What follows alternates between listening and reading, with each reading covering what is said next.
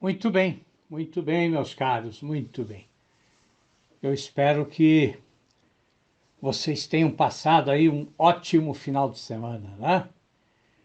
Principalmente o domingo, né? Porque assim, o domingo foi maravilhoso aqui em São Paulo, né? E foi maravilhoso por causa da temperatura que, bom, finalmente, né? Para a alegria aí das pessoas civilizadas, né? É assim, esfriou bastante aqui em São Paulo, né? Então, nós saímos aí daquele clima típico da selva, né? E estamos tendo aqui, vamos ver até quando, né? Até quando? Estamos tendo aqui um clima em que é proibido suar, né? O que eu acho muito bom, muito bom. Bom, mas antes da gente conversar sobre o assunto de hoje, dois avisos importantes, tá? Assim, primeiro, dar as boas-vindas, né, para todos que chegaram aqui neste final de semana. Eu espero que os áudios aí possam ajudar vocês, né? Aqui a gente tem um pouco de tudo, né? Para quem deseja ser um estudioso da literatura, para quem quer ser escritor, né? Escritor de todos os tipos de texto, ou para quem gosta de ler, né? E quer se tornar aí um leitor mais maduro, mais consciente do que é a leitura. E vejam, quer dizer, vocês podem ouvir os áudios na ordem que vocês quiserem, né? Só raras vezes eu faço aí uma sequência de áudios que são aí interligados. Mas eu recomendo que vocês ouçam, antes de tudo, o áudio que está fixado lá no alto, o primeiro áudio do canal. Porque ali eu dou algumas dicas que podem ajudar vocês a aproveitar melhor o conteúdo, né? Bom, o segundo aviso tem relação aí com um filme belíssimo que eu assisti ontem, tá? É muito difícil a gente encontrar hoje filmes que tenham uma temática positiva, né? Quer dizer, a indústria aí do entretenimento, né? Ela parece que sempre aposta num discurso de crise, né? Como se a crise permanente, né? As crises existenciais, crises de valores, crises políticas, enfim, como se a crise fosse o estado natural do ser humano, né? A crise e o conflito, né? Todos os tipos de conflito, de atrito, né? Como se a gente vivesse aí num eterno atrito uns com os outros, né? Bom, e assim, isso é absolutamente irreal, né? Um dia eu posso falar até como esse tipo de maneira de pensar se reflete também na literatura. Mas, assim, esse filme é belíssimo porque ele mostra que, apesar dos problemas, das dificuldades, das crises, apesar de todos os atritos possíveis, né, que de fato existem, claro, né, mas apesar de tudo isso, há também generosidade, bondade, compreensão, né? Quer dizer, eu diria que é um filme assim anti-nihilista, tá? Então, se vocês puderem, assistam, porque vale cada minuto, tá? É um filme com o Tom Hanks e se chama Um Lindo Dia na Vizinhança, tá? E o filme é baseado em fatos reais, tá bom? Eu espero que vocês gostem. Bom, mas vamos falar de literatura, né? Bom, eu hoje quero refletir com vocês um pouquinho a respeito aí da própria criação literária, né? Ou seja, do próprio surgimento de um texto, né? Quer dizer, como é que surge um texto? Como é que a nossa mente cria um texto, né? É claro, né? É claro que todos aqueles elementos, né, a respeito dos quais eu falei nos meus dois últimos áudios aqui, é claro que todos aqueles elementos estão presentes. Mas eu quero me aprofundar um pouquinho mais, né? Eu quero me aprofundar porque o que eu percebo é que a nossa mente, ela não funciona aí aos saltos, né? Quer dizer, ela não dá um salto da ideia que a gente tem, né, imediatamente para o texto, né? Quer dizer, ainda que os surrealistas tenham defendido ardorosamente, né, a ideia da escrita automática, bom, a gente sabe que essa ideia pode ser curiosa para um exercício de escrita, né, como uma forma aí de divertimento, ou de liberar a nossa mente de alguma forma de censura ou de pré-condicionamento. Mas nós sabemos que a literatura que nasce da escrita automática, né, a literatura que não é pensada, que não é refletida, bom, ela quase sempre expõe um amontoado de ideias desconexas, né, de ideias que são incompreensíveis para o leitor. É um exercício bom para o escritor, né? Porque dá para o escritor aí uma sensação de independência, como se ele, enfim, conseguisse se libertar das regras lógicas da língua, né?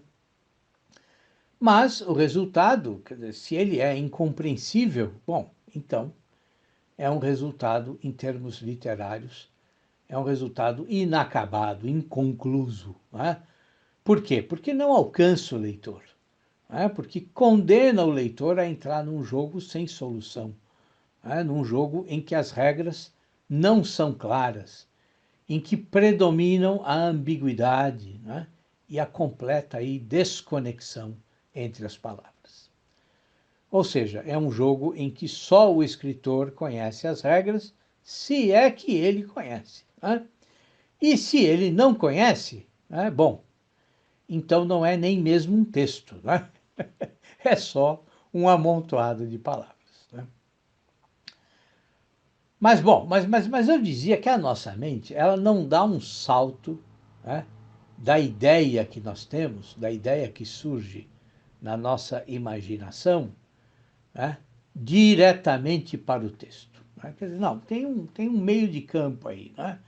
Algo acontece entre a invenção, né, o princípio da invenção e a realização do texto. E mesmo a realização do texto, ela raramente ocorre de forma completa, né, de um único jato, numa única golfada de inspiração, né? Às vezes isso ocorre, né? E pode ocorrer, inclusive, de forma incontrolável, né? Um bom exemplo disso é a forma como surgiu para o Manuel Bandeira, né, o poema A Última Canção do Beco, né? Eu acho que é o melhor exemplo na literatura brasileira de um texto, né, no caso, um poema, que surge aí de forma absolutamente intuitiva e de um único jato, né? Quer dizer, o Bandeira descreve, inclusive, essa experiência, né, de como ele escreveu a última canção do Beco, num dos seus ensaios, né, que é o Itinerário de Passárgada, né? E, assim, é um dos melhores ensaios da nossa literatura também, tá? É um ensaio que vocês não podem deixar de ler, de jeito nenhum, tá? Mas essa experiência que vocês vão ler lá no ensaio, essa experiência é uma exceção, tá? É a exceção das exceções, tá? Então vamos pensar num escritor, né, num instante em que ele concebe ou ele começa a conceber um texto, né? Quer dizer, ele intui algo, né? Ele percebe algo, sem necessariamente, né, nesse primeiro instante, sem necessariamente raciocinar a respeito desse algo, né? E então ele começa a escrever, ele começa a tomar notas, né? Provavelmente, né, ele ainda nem sabe que direção esse texto vai tomar. Mas quando ele começa a anotar, né, quer dizer, é como se a intuição começasse a procurar uma forma, né? Como se a intuição, como se a ideia primeira, né, buscasse uma forma para se materializar. Né? Vejam, nesse momento, né, quer dizer, é claro que a intuição já progrediu um pouco. Né? Quer dizer, e aquilo que era uma imagem meio obscura, né, agora já começa a chamar, né, para si mesma, né, num movimento concêntrico, né, aquela ideia começa a chamar para si mesma outras várias ideias. Né? Então vejam, a criação ela é um movimento dinâmico. Tá? Quer dizer, eu não digo que ela necessariamente sempre evolui, porque não é isso que acontece. Ela nem sempre é linear, né? Ela nem sempre é progressiva. Mas existe na criação um constante processo de mudança. É como se as ideias estivessem sempre se organizando e reorganizando. Né? Como se as ideias, né, entre a mente do escritor e o papel estivessem sempre procurando a melhor forma de organização. Então, nada permanece imutável ao longo do processo de escrita. Né? Eu, por exemplo, muitas vezes, quando eu termino de escrever um texto, né, depois de vários minutos relendo, né, depois de vários minutos deixando que o texto descanse, enquanto eu faço qualquer outra coisa completamente diferente, né? Quer dizer, quando eu retorno e releio o que eu escrevi, né, eu percebo que, na verdade, o último parágrafo, na verdade, ele é o início da minha reflexão. Né?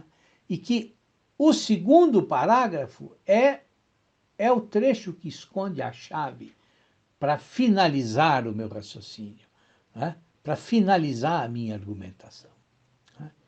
Então vejam que a criação ela tem componentes que são absolutamente inesperados, né? Imprevistos. Né? Quer dizer, muitas vezes, nem mesmo a ideia inicial, né? Aquela primeira intuição, ela permanece. Né? Quer dizer, então, enquanto eu escrevo, eu vou percebendo muitas vezes que aquela intuição inicial ela vai se decompondo, ela vai se desintegrando, né?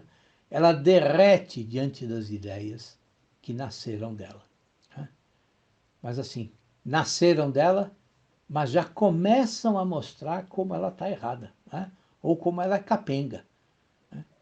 E esse processo de mutação ele pode ser tão intenso que quando eu percebo, eu estou escrevendo um texto que diz exatamente o contrário do que a minha intuição inicial havia me sugerido. Né?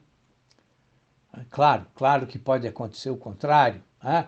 Claro que a sua criação pode obedecer aí a um esquema único, imóvel, congelado, né? Que progride em camadas muito claras, muito concretas. Né? Bom, e quando você termina de escrever, você experimenta aquela surpresa que o Bandeira experimentou, né? Quando ele percebeu que o poema A Última Canção do Beco tinha exatamente 7 estrofes de 7 versos cada uma, e cada verso tinha 7 sílabas. Né? Mas esse não é o processo normal. Né? Quer dizer, o normal é que o processo seja mutável, seja flexível. Né? Quer dizer, o normal é que o seu esforço intelectual vá e volte sobre as ideias. Né? Às vezes pode ser um movimento circular, né? Mas assim, eu creio que a imagem ideal para o processo criativo é imaginar um salão de baile. Né? Bom, e as pessoas estão ali para ensaiar as danças, tá? De um espetáculo qualquer. Né? Então, aquelas pessoas, elas podem se unir livremente, né, e formar os pares. Né? Bom, e como é que os pares se formam? Né? Bom, se eles se formam livremente, então é como se eles se formassem movidos aí por alguma atração inexplicável, né? E muitos pares nem combinam, né?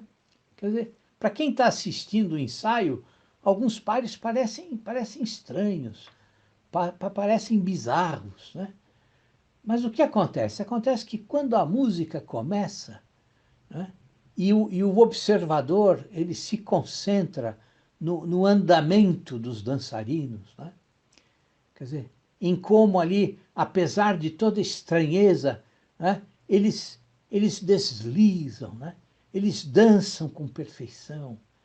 Então fica claro que a criação não é uma questão de harmonia completa, né?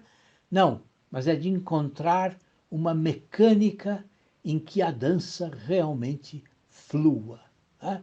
Em que os dançarinos não fiquem lá esbarrando uns nos outros, né?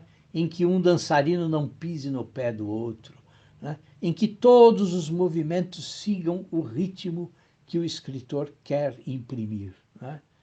Não importando, não é, se, sei lá, um par é formado por um anão e uma mulher de 1,80 m, né?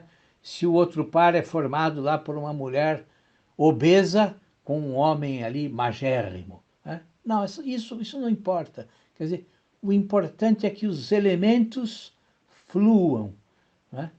Quer dizer, e que eles satisfaçam o interesse do escritor, né? Ou seja, o escritor olha o texto tomando corpo e aquilo que está representado ali preenche ele de satisfação, porque é exatamente o que ele acredita, é exatamente o que ele quer dizer, né? Isso é o essencial. Tá certo? É isso, meus caros. Muito bem. Por hoje está ótimo. Amanhã nós nos encontramos novamente aqui. Um abração para vocês. Um abração.